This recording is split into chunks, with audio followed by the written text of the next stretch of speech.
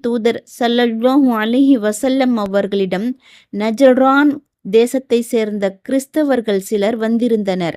அப்பொழுது யூத மத அறிஞர்கள் அந்த கிறிஸ்தவர்களிடம் வந்தனர். நபி ஸல்லல்லாஹு அலைஹி வஸல்லம் அவர்கள் முன்னிலையில் அவ்விரு பிரிவினரும் சண்டையிட்டு கொண்டனர்.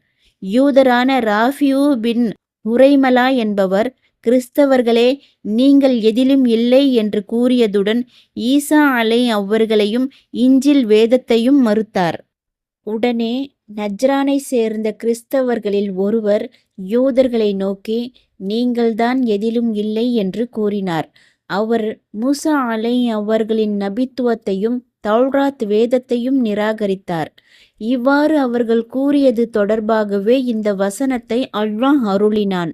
இதை முஹம்மத் பின் இஸ்ஹாக் ரஹ்மத்துல்லாஹி அலைஹி அவர்கள் அறிவித்துள்ளார்கள். அடுத்து